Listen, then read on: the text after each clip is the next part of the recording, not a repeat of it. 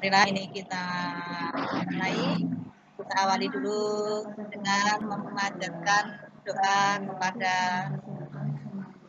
Allah ya, kita berdoa menurut keyakinan dan agama kita masing-masing. Berdoa dimulai.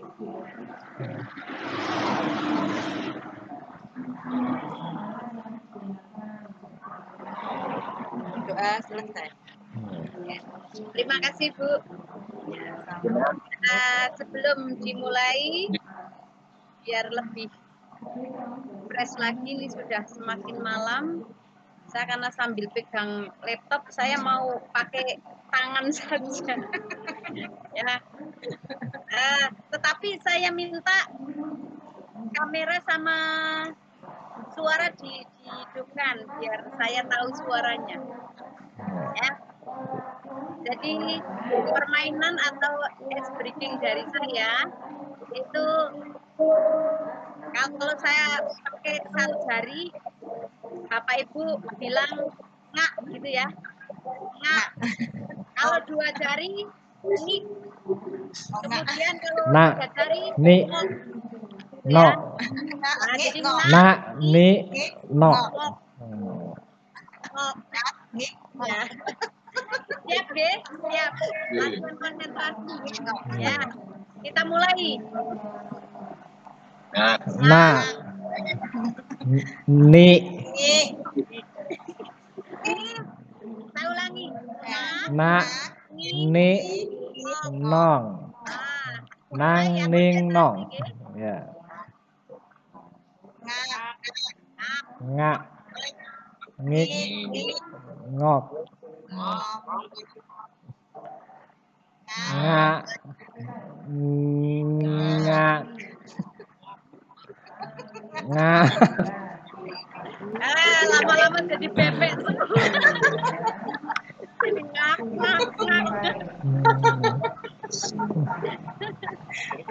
Ya, biar ketawa Bapak Ibu ya. Nah, kalau misalkan jadi pembina pramuka, saya biasanya suka seperti itu. Kebetulan saya senang pramuka, jadi senangnya permainan yang seperti membuat konsentrasi anak, sekalian humor gitu kan, anak seneng. Ya, demikian Bapak Ibu untuk kali ini pelatihan yang akan saya bawakan tentang ATP atau alur tujuan pembelajaran. Bentar nggih, sharing.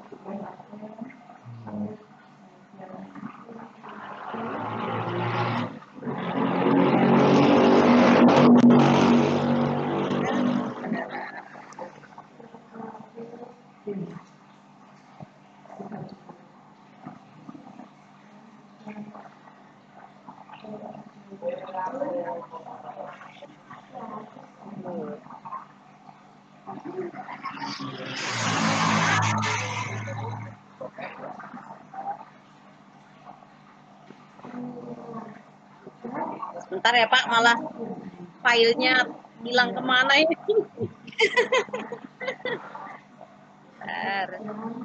Oke.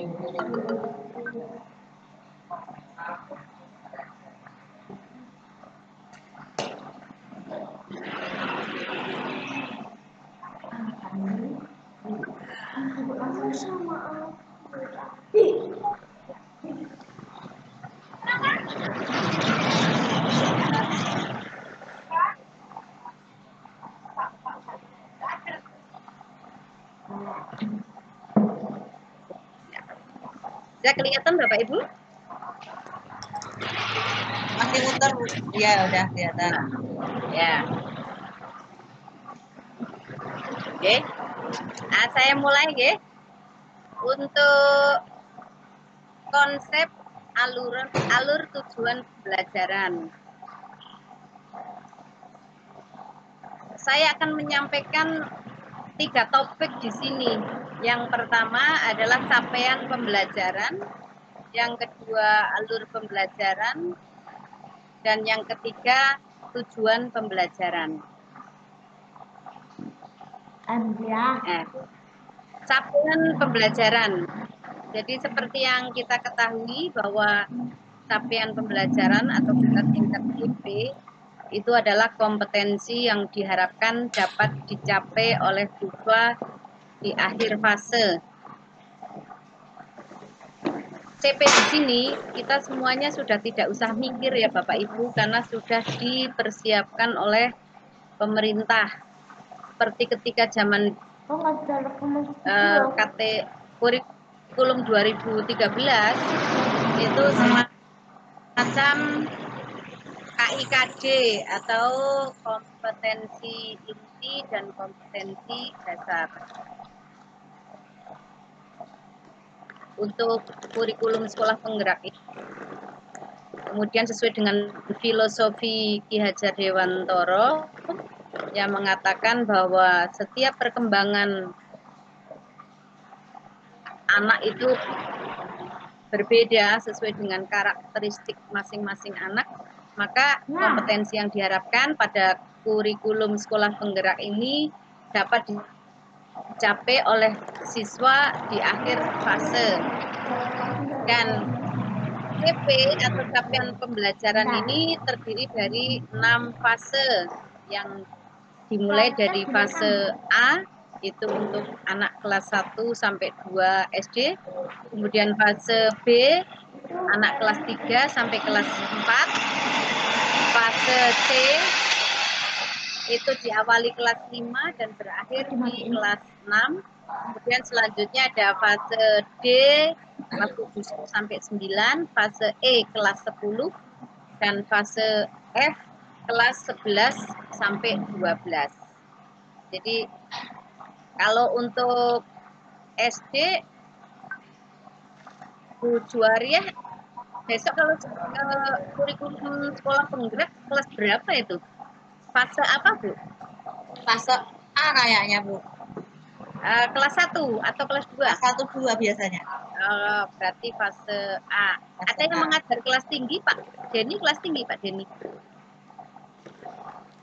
Saya rencana itu 1 sampai kelas 6 semua. Oh iya ya. Iya ya.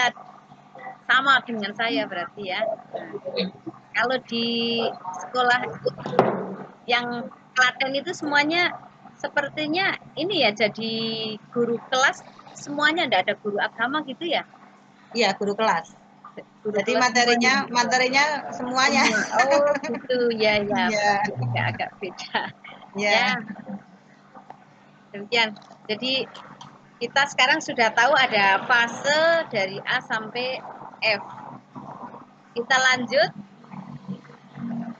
Untuk membuat tujuan pembelajaran, nanti yang kedua harus kita ketahui adalah alur pembelajaran atau kita singkat AP, yang merupakan rangkaian tujuan pembelajaran yang disusun secara sistematis dan logis di dalam fase secara utuh dan menurut urutan pembelajaran sejak awal hingga akhir suatu fase. Jadi nanti ini sebenarnya hampir sama dengan ketika kita membuat modul ajar itu ya. Jadi setelah tahu capaian pembelajarannya, kemudian kita tahu fase, di masing-masing fase itu ada domain atau elemennya masing-masing, maka kita sebenarnya membuat modul ajar, ya, modul ajar yang kalau zaman dulu itu dikatakannya RPP, ya.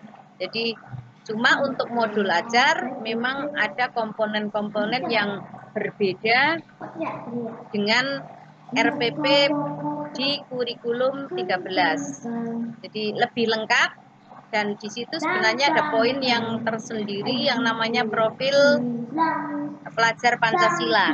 Meskipun dulu sebenarnya juga sudah ada, cuma namanya karakter ya. Jadi indikator karakter anak. Jadi di situ alurnya sudah disusun secara linier atau urut, sehingga kegiatan pembelajaran yang dilakukan dari hari ke hari untuk mengukur CP atau capaian pelajaran itu sudah ada pedomannya. seperti yang tadi disampaikan mengenai modul ajar, ada informasi umumnya, sampai terakhir ada lampiran, itu kan sebenarnya susunannya secara urut. Ya, tetapi tetap dimulai dari kita mengetahui capaian pembelajaran yang sudah diberikan oleh pemerintah. Saya tidak akan menjelaskan urutannya, ya. Kita lanjut ke berikutnya. Nah, tujuan pembelajaran.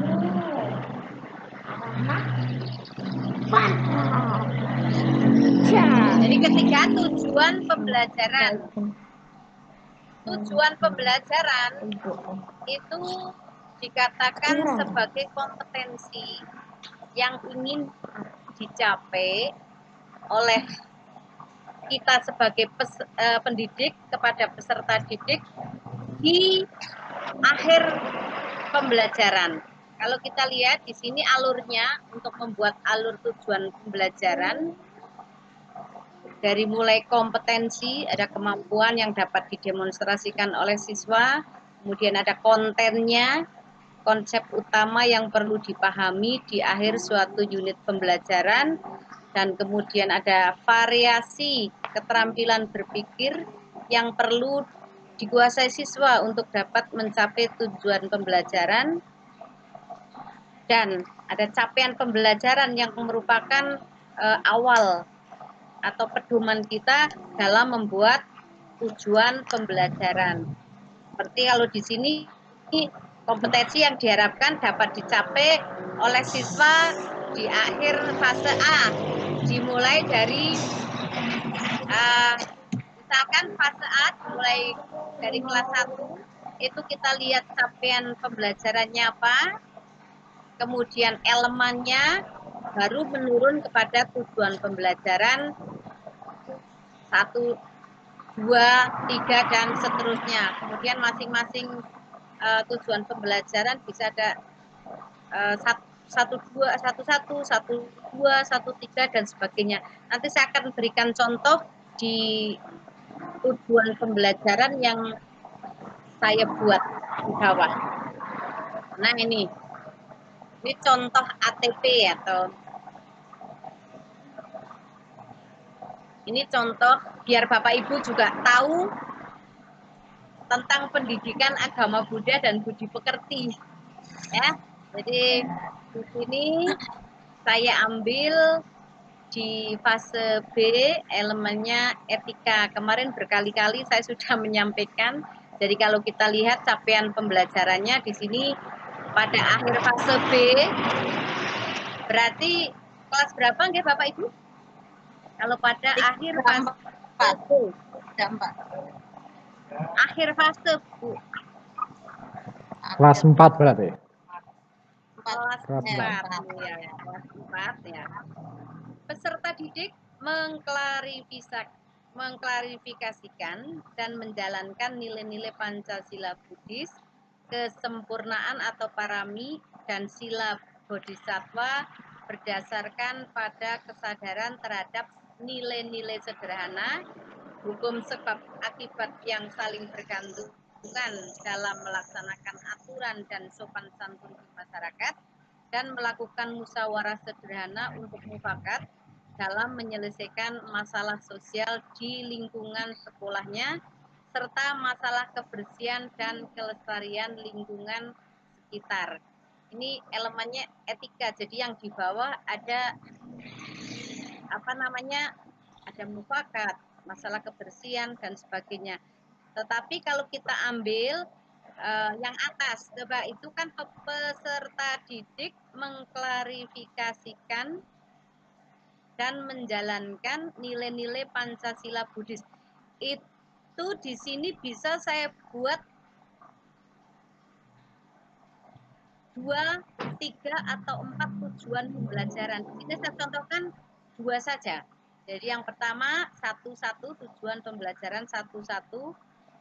Peserta didik dapat mengklasifikasikan nilai-nilai Pancasila Buddhis secara urut dan benar. Kemudian kalau dilihat dari capaian pembelajaran, kita turunkan lagi menjadi tujuan pembelajaran 1-2. Peserta didik dapat menjalankan nilai-nilai Pancasila Buddhis dalam kehidupan sehari-hari. Tuh, hanya Bapak Ibu sebagai catatan, ketika kita merumuskan tujuan pembelajaran, itu ada beberapa hal atau kriteria yang harus kita perhatikan. Rumusannya harus mengandung yang namanya A, B, C, D atau audience, behavior, condition, dan degree ya. Jadi audien itu pelaku, kemudian untuk behavior itu perilakunya, kemudian condition itu kondisi ya. Terakhir harus ada degree atau kriterianya. Kalau saya membuat tujuan pembelajaran yang Bapak Ibu lihat, peserta didik dapat mengklasifikasikan nilai-nilai Pancasila Buddhis secara urut dan benar. Pak Denny bisa membagi tidak? Ini yang audiens yang mana, yang behavior yang mana, condition mana, kemudian degree-nya yang mana? Monggo Pak Denny. Ulangi Bu, saya belum. Ini ya, saya besarkan ya. Jadi ketika kita merumuskan tujuan pembelajaran, itu harus ada 4 unsurnya. Ya, jadi ada unsur audiens, unsur behavior, unsur condition, sama unsur degree. Audien ya artinya pelakunya. Seperti kalau dalam kalimat itu audien itu namanya apa ya? Subjeknya ya, subjeknya. Kemudian behavior itu perilaku atau predikatnya. Kemudian condition itu kondisi atau objek ya, dan degree itu kriteria itu keterangan gitu ya. Jadi dari tujuan pembelajaran yang pertama, peserta didik dapat mengklasifikasikan nilai-nilai Pancasila Buddhis secara urut dan benar. Itu kalau kita bagi, yang unsur audiennya yang mana? Peserta didik. Oh ya, lanjut. Untuk perilakunya yang mana?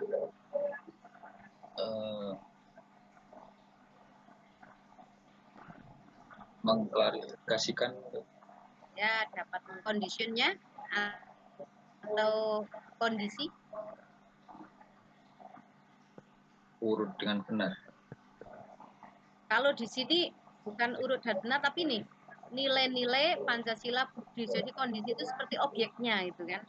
Kemudian yang secara urut dan benar itu yang degree-nya atau kriterianya.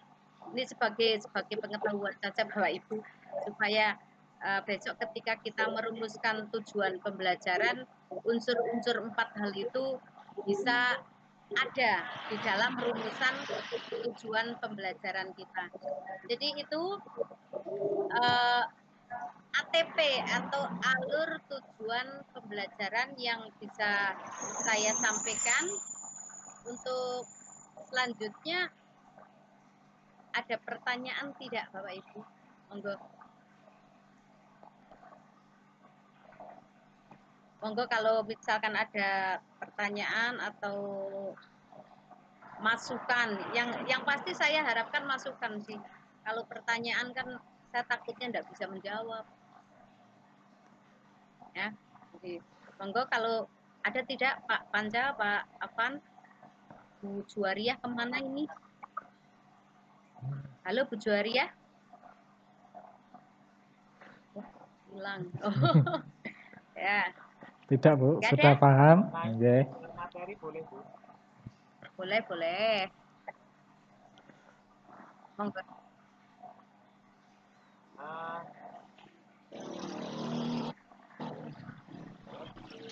Bulan ini kan mengajar di SD negeri ya. Nggih. Betul. Persentase siswa yang beragama Buddha cara ngajar bulan ini itu dari kelas 1 sampai kelas 6 dikumpulkan jadi satu atau memang ya tiap kelas-kelas sendiri-sendiri. Kalau presentasinya mungkin tidak ya seperti itu. Cuma pengen tahu saja. Oh ya. Murid SD saya itu secara keseluruhan 193 siswa. Karena kelasnya bukan kelas paralel, jadi hanya satu kelas, satu ruang. Jadi siswanya segitu tuh udah termasuk siswa yang lumayan banyak. Mungkin kalau di tempatnya Pak Denny sebanyak itu enggak Pak Denny? 193 tempat SD saya. Belum ada, Bu, mungkin 130-an, 150 ke atas. Ya berarti di SD saya termasuk lumayan nggih. Dan dari 193 siswa, murid saya yang beragama Buddha itu 19 anak. Jadi hampir 9,9% ya. Nah, itu nanti yang agama Kristen malah sekitar 15-an. Jadi sebenarnya hampir 17% lah yang beragama lain gitu. Kemudian untuk pengajarannya saya tetap mengikuti ketika PAI ada jam yang agama Buddha, agama Kristen nanti pindah ke ruangan lain ya, juga pada jam yang sama. Karena di SD saya kan ada 3 guru, jadi yang guru agama Kristen juga ada, dan kebetulan semuanya definitif PNS, cuma saya PNS Depak memang ya. Jadi saya PNS Kemenak yang diperbantukan di SD negeri. Jadi makanya kalau misalkan untuk urusan kepegawaian ya saya mengikuti peraturan di Kementerian Agama. Ya, dan kebetulan secara jam mengajar saya termasuk memenuhi syarat untuk bisa sertifikasi 24 jam gitu. Jadi ya sudah lumayan layak dengan siswa yang 19 anak itu. Jadi pengajarannya tetap mengikuti jam pendidikan agama Islam. Oke, Pak Afan? Oke, terima kasih. Yang lain nggak ada? Pak Pantas kan? Oh. Dede, mantap teman. Ya. Kalau sudah jelas dan tidak ada yang ingin tanyakan, tidak ada latihan pada malam hari ini, saya cukupkan sekian dan minta maaf apabila banyak materi yang tidak bisa disampaikan dengan baik. Dan untuk selanjutnya, seperti tadi dibuka Bu Juwaria, sekarang ditutup Bu Juwaria. Monggo Bu Juwaria. Ya, sebelum kita lanjut ke peserta berikutnya, jadi untuk presentasi yang dari Bu Lasmini kita tutup dulu. Kita tutup dengan doa menurut keyakinan agama kita masing-masing. Berdoa dimulai. Doa selesai. Terima kasih Bu. Kami Bu.